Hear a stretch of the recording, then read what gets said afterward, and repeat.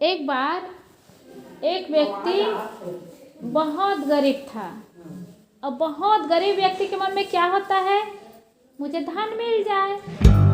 अब उनको धन की चाहना थी। धन पाने के लिए वो क्या किया, मेहनत नहीं किया।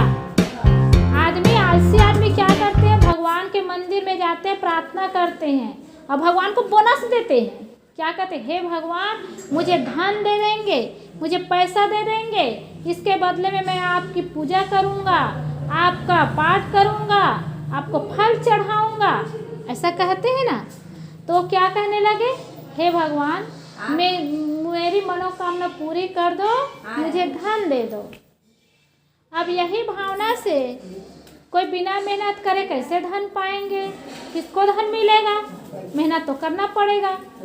अब वो कहाँ गए, एक कहानी है, वो भगवान से मिलने के लिए, भगवान कहे उसको, भाग्य कहे उसको, वो मिलने के लिए गया, निकल गया। अब भाग्य से मिलने कोई जाएगा तो भाग्य मिलता थोड़े है, भाग्य तो बनाना पड़ता है। अब वो गया तो जब जा रहा था तो पहले उनको कौन मिला, जंगल से गुजरना हुआ तो उनको शेर मिला। तो एक शेर मिला तो बहुत भूखा था, उनको बड़ी प्रसन्नता हुई, बड़ी खुशी हुई कि आज मेरे पेट भरने के लिए मुझे आदमी मिल गया है, मैं खाऊंगा। तो वो आदमी क्या कहते हैं, अरे मैं भाग्य से मिलने जा रहा हूँ, जब मिल कर के आऊँगा तब खा लेना। तो शेर ने कहा, अच्छा भाग्य से मिलने जा रहे हो तो ऐसा करना, भाग्य से पूछ करके आना कि मुझे भोजन कब मिलेगा, मैं कई दिनों से भूखा हूँ। इतना सुन करके कहा, हाँ ठीक है, मैं पूछ करके आऊँगा, समाधान लेकर के आऊँगा। फिर आगे बढ़ा, और फिर आगे बढ़ा तो एक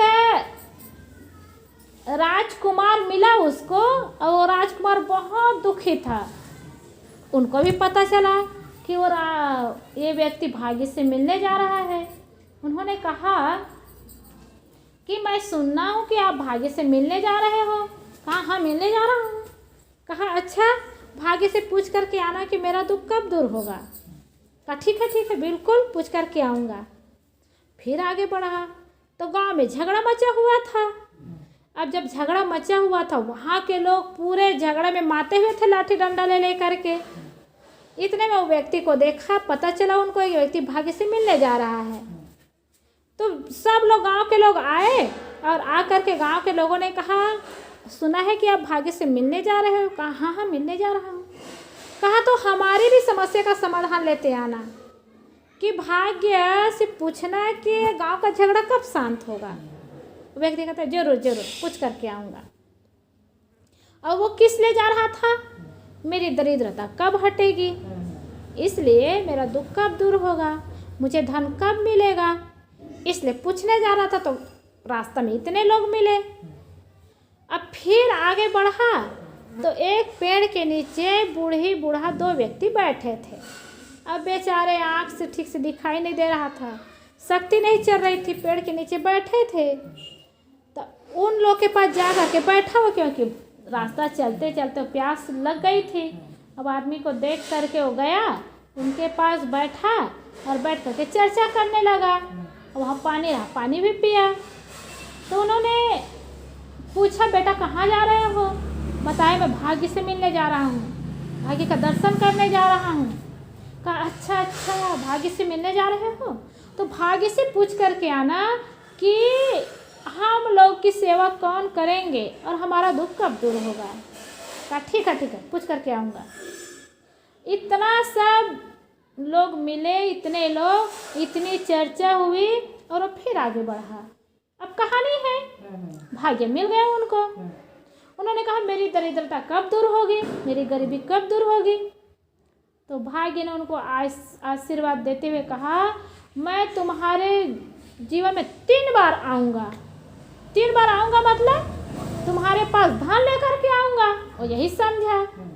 उन्हें कहा, मैं तुम्हारे पास 3 बार आऊँगा।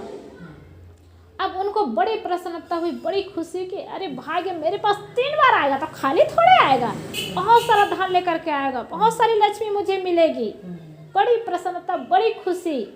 और वहाँ से वापस खुशी के मारे आ रहा था, प्रसन्नता के मारे आकर के फिर सबके समाधान किए और सबका उत्तर दिए। जितने लोग मिले थे ना, सब पूछे, वो सबका समाधान किए। अब खुशी के मारे आ रहे थे वापिस। जब आ रहे थे तो सबसे पहले वो तो लास्ट में मिलेगा, क्योंकि जैसे रास्ता से हम लोग आश्रम से आए इधर, तो वो पहला था, अब ये लास्ट था। अब जाएंगे तब ये पहला होगा और वो लास्ट होगा।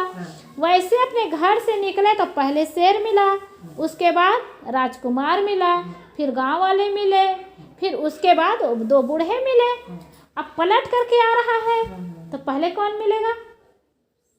या और बूढ़े पहले मिलेंगे। अब दोनों पेड़ के नीचे बूढ़े बूढ़ी दोनों बैठे हैं। अब उनका भी तो उत्तर लेकर के आ रहा था। वो गया खुशी के मारे, बैठा, कहा अच्छा बेटा भाग्य से मिल करके आ गए? कहा हाँ हाँ बाबा जी मैं मिल करके आ गया। कहा तो बेटा हमारी समस्या का समाधान किए हो? कहा हाँ हाँ बाबा जी कर लिया। अच्छा बेटा भाग्य ने क्या कहा है?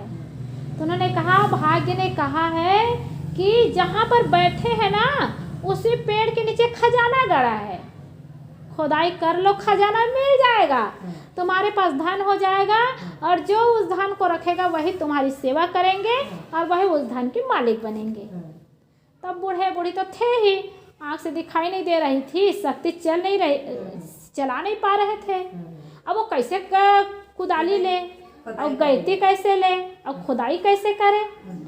तो वो दोनों कहने लगे बेटा हमारे पास शक्ति नहीं है, इसलिए ऐसा करो तुम ही खुदाई करो, अब खुदाई करने के बाद तुम ही खजाना रख लेना और जब तक सांसें चल रहे 2 रोटी बना के खिला देना। तो व्यक्ति क्या कहता है, महालसी आदमी तो था, अब मेहनती आदमी, अब देखो सितेश मेहनत करने गया है, वो तो ये तो नहीं कह रहा है घर में बैठा रहूँगा तो पैसा आ जाएगा, कितना दौड़ धूप कर रहा है।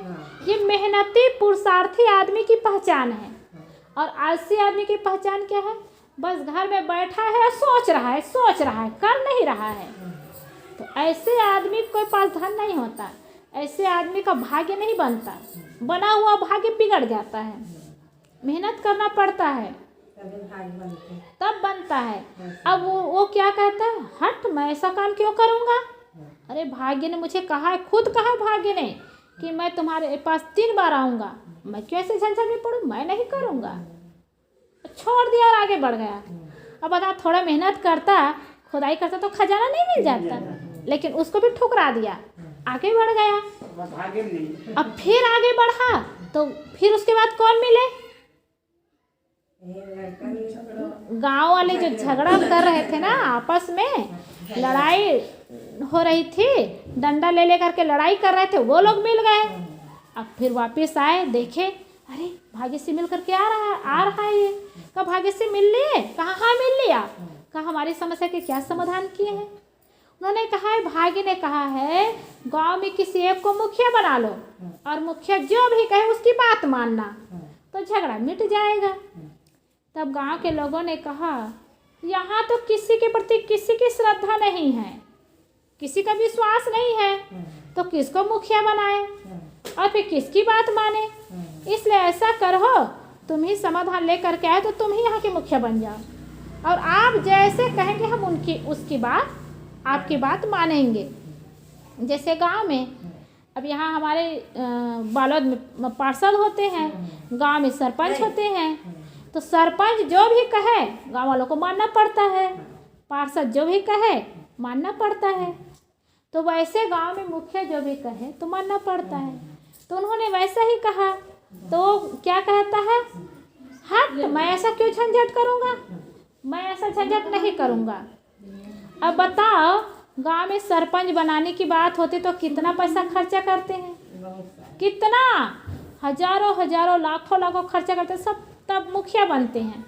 और वो मुफ्त में मुखिया बन रहे थे, उनको बना रहे थे, वो स्वीकार नहीं किया और स्वीकार नहीं किया और वो कह दिया मैं ऐसे पचड़ा में नहीं पड़ूंगा, मैं नहीं काम करूंगा ऐसा, और फिर आगे बढ़ गया।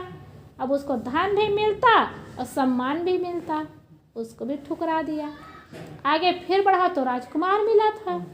अब वो भी पूछने के लिए गया कि भाग्य से मिल कर क्या रहा है, तो जाते ही वो दूर से कहा चल हट, तो राजकुमार ने, तू तो राजकुमारी है। तुम कैसे जाने कि मैं राजकुमारी हूँ?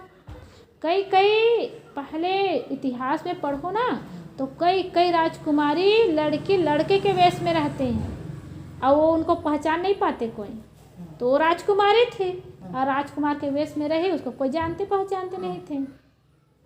तो वे भी राजकुमार के वेश में वो रही। उन्होंने कहा आप जान कैसे गए? कहा भाग्य ने बताया है कि वो राजकुमारी है और किसी योग्य राजकुमार से शादी कर तो उसका दुख दूर हो जाएगा, तुम शादी कर लो। कहा मैं कहाँ योग्य खोजने जाऊँ? अब इतने बड़े आदमी भाग्य से मिल करके आ गए, भाग्य भगवान है और उससे मिल करके आ गए, अब ऐसे मुझे कहाँ मिलेंगे योग्य आदमी, योग्य लड़का, इसलिए तुम्हें से शादी कर लूँगी और मेरा दुख दूर हो जाएगा। तो क्या कहता है, चल हट, मैं ऐसा काम क्यों करूँगा? अरे भाग्य तो खुद चल करके मेरे पास आएगा, मैं ये झंझट नहीं करूँगा। उसको भी ठुकरा दिया। अब आगे बढ़ गया। अब आगे बढ़ा तो उसको कौन मिला? आखिरी में शेर मिला। अब शेर के पास गया, बड़ी प्रसन्नता से बता रहा है, तीनों की कहानी बता रहा है। देखो मैं भाग्य से मिलने गया तो भाग्य ने मुझे कहा कि तुम्हारे जन्म में 3 बार आऊँगा। अब एक दंपत्ति बैठे थे पेड़ के नीचे, उनको भाग्य ने समाधान किया, जहाँ बैठे हो खुदाई करना तो खजाना मिलेगा। उसको मैं छोड़ दिया, क्यों करूँगा ये काम?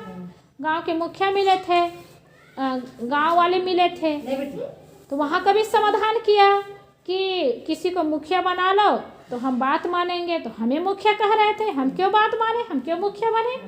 भाग्य तो खुद चल करके आएगा। उसको भी ठुकरा दिया। एक राजकुमारी मिली थी, वो भी कह रही थी, उनका भी समाधान था, किसी राजकुमार से शादी कर लो। वो राजकुमारी कहने लगी कि मैं तुमसे शादी करूंगी करके, मैं ऐसा क्यों पचड़े में पड़ूं? उसको भी छोड़ दिया मैं। ये सारी बात बता रहा है। अब शेर ने कहा, अब मेरी समस्या के क्या समाधान किया ने भाग्य ने? उन्होंने कहा, भाग्य ने कहा है कि जो भी मूर्ख व्यक्ति मिले उसे खा लेना, ऐसा कहा है। तो शेर सोचता है इससे बड़ा मूर्ख मुझे मिलेगा कहीं? अरे थोड़ा खुदाई कर लेता तो खजाना मिल जाता, अरे वहाँ का मुखिया बन जाता तो सम्मान भी मिलता, धन भी मिलता, राजकुमार बन जाता तब तो पूछो मत, आलीशान जीवन होता। लेकिन सबको ठुकरा करके आ गया, इससे बड़ा मूर्ख मुझे नहीं मिलेगा, यही सोचा और शेर उसको खा गया। तो एक ऐसे आदमी की कहानी है। ऐसे हम सबकी कहानी है। हम सब भी आलसी है। कैसे आलसी है? हम लोग के जीवन में भी 3 बार भाग्य आता है। कैसे 3 बार? पहली बार भाग्य आता है मनुष्य जीवन का पाना, ये हमारा भाग्य है। बताओ, पशु पक्षी सत्संग कर सकते हैं, भजन कर सकते हैं, हमारा भाग्य है ना, सौभाग्य है हमारा। तो ये हमारा भाग्य है कि हमको मनुष्य जीवन मिला है। अब मनुष्य जीवन पा करके भी देखो, भरी जवानी में कोई बिस्तर में पड़े हैं, बड़ी बड़ी बीमारी हो गई है, रोग से घिरा हुआ है, ना हाथ चला पा रहे हैं, ना पैर चला पा रहे हैं, ना आँखों से दिखाई दे रही है। तो उनका दुर्भाग्य है कि नहीं है? तो ये हमारा सौभाग्य है कि हमारा शरीर भी स्वस्थ है। तो पहला अवसर है, पहला सुंदर अवसर है कि मनुष्य जीवन पाना, और दूसरा सुंदर अवसर है स्वस्थ शरीर पाना, और तीसरा अवसर है हमारा सद्गुरु का पाना। अब देखो, मनुष्य शरीर भी है, सुंदर स्वस्थ शरीर भी है, और संत गुरुजन ना मिलते तो आंखें ना खुलती। तो आंखों की पट्टी खोलने के लिए संत गुरुजन भी मिले हैं। अब संत गुरुजनों को पा करके भी आंखों में पट्टी बांध ले। अब कभी सत्संग ना करे, एक रात आश्रम में ना रुके, संतों की सेवा और भजन भक्ति ना करे, कैसे कल्याण होगा? कैसे सुख मिलेगा? मिलेगा? नहीं मिलेगा। इसलिए सत्संग करे, भजन करे, भक्ति करे, तब जीवन का कल्याण होगा, तब सुख शांति की प्राप्ति होगी। अब इसके लिए अवसर ना निकाल सके तो अवसर चल करके हमारे पास आएगा। अब इसके लिए हम भाग्य ना बना सके, कम से कम 2 किलोमीटर 4 किलोमीटर आश्रम में ना जा सके तो आश्रम चल करके आएगा क्या? नहीं आएगा। तो इसको बनाने के लिए, भाग्य को बनाने के लिए खुद चल करके जाना पड़ेगा। ये हमारा तीसरा अवसर है। और तीनों अवसर को चुका दिए तो क्या होगा? आखिरी में यमराज रूपी शेर आएगा और यमराज पे से आकर के क्या कर देगा? खा जाएगा। खाएगा कि नहीं खाएगा? हम लोग को छोड़ देगा क्या? नहीं। सत्संग करने वाले भी मरते हैं, लेकिन मरने में अंतर होता है। सदगुरु कबीर ने कहा है, आए हैं सो जाएंगे राजा रंग फकीर, और एक सिंहासन चढ़ी चला एक बंधे जात जंजीर। एक सिंहासन में बैठ करके जाता है, जंजीर में बंद करके जाता है। तो सिंहासन में बैठ करके कौन जाता है? जो सत्संग करेंगे, भजन करेंगे, संतों की सेवा करेंगे, उसे सिंहासन में बैठ करके जाएगा। सिंहासन में बैठ करके जाना मतलब सारे दुख से मुक्त हो जाना, और जंजीर में बंद करके जाना मतलब रोते हुए जाना, पछताते हुए जाना, दुखी होते हुए जाना, ये बंद करके जाना है। इसलिए हम लोग के जीवन में भी 3 बार अवसर मिला है। पहला अवसर है मनुष्य जीवन का पाना, और ये मनुष्य जीवन हम सबको मिला है। दूसरा अवसर है स्वस्थ शरीर का पाना। देखो बुढ़ापा आ गया, अब इसको सुनाएंगे, इसको बताएंगे और आश्रम बुलाएंगे, कैसे आ पाएगी? क्या सुन पाएगी? इनका अवसर चुका है ना, इसलिए अवसर है आप लोग को इसका लाभ उठाने का। और ये अवसर दूसरा अवसर है, और आप लोग नहीं जा सकते तो अपने घर में संतों को बुलाएं। आपके घर में संत आए हैं, ज्ञान की बात बता रहे हैं, उसको सुने और वहाँ तक जाए जहाँ तक संत रहते हैं। ये तीसरा अवसर है। और तीनों अवसर से चूक गए तो खाट में पड़ेंगे, मौत आएगी तो रोते हुए पछताते हुए दुनिया से जाना पड़ेगा कि भाग्य हमारे पास चल करके आया था, भाग्य हमें मिला था, लेकिन उसको हम ठुकरा दिए। इसलिए उस ठुकराना न पड़े, पछताना न पड़े, उससे पहले हमें समझदारी करनी है, ज्ञान करना है, और सत्संग भजन भक्ति करके जीवन में को कल्याणमय बनाना है, धर्म परमार्थ करके जीवन को सुंदर और सुखमय बनाना है, और जीवन में सुख और शांति को प्राप्त